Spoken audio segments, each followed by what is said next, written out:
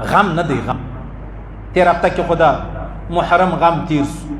د الله رسول فرمایي چې غم تر 3 ورځې بالا جایز نه دی.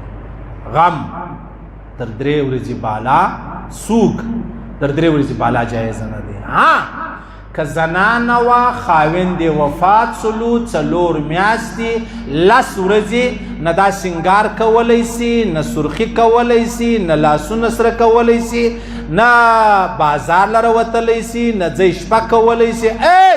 4 میاشتې 10 شپې دا پابند ده. دې ته جایزه ده چې د خپل خاوند په ارمان کې، په غم کې دا سوګ مناو کې 4 میاشتې 10 ورځې مه سرخي کوه، مه پوډر کوه، مه سنګار کوه، مه د باندې وځه، مه سونه لګوه، مه ودو لره ځه، هیڅ شی نشته پکې. یو د الله رسول فرمایي و دې ښځې ته جایزه ده 4 میاشتې 10 ورځې. زما او ستا دپاره، د عام مسلمان دپاره 3 ورځې.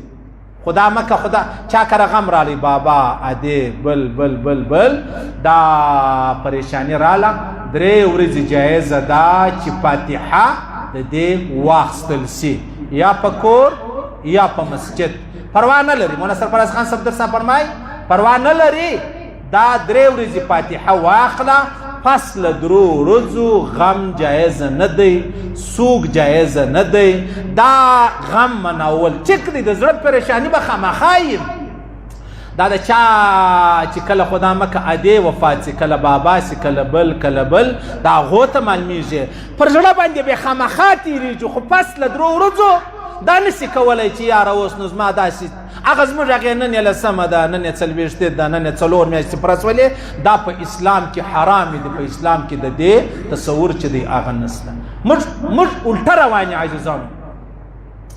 څونه ډېرې ښځې موږ ته را معلومې دي چې خاوند یې وفات سوی دی، د هغه ښځه ده بیا سبا ګرځي، د هغه ښځه ده سبا بازار له تللې ده، سبا اسمبلی له راغلې ده، سبا په اجلاس کې ناسته، سبا بل ملک له ولاړه ده، بل ملک څخه دلته راله.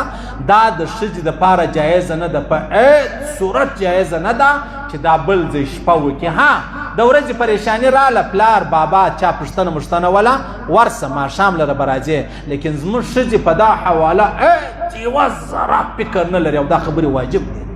دا خبرې واجب دي، خامخا به کوي عزیزانو، کې نه کوي دا حرام. ځکه به دا 4 میاشتې 10 ورځې کې دا نکاح نشي کولی، دا واده نشي کولی، دا کوزده نشي کولی، حتی مرکه لا نشي ورستولی چې کله ستا عیده پوره سو بیا زما سره دا لا نشي کولی. دا حرام دي، ناجایزه دي. او د نارینهو دپاره 3 ورځې تر 3 ورځو بالا ناجایزه، حرام.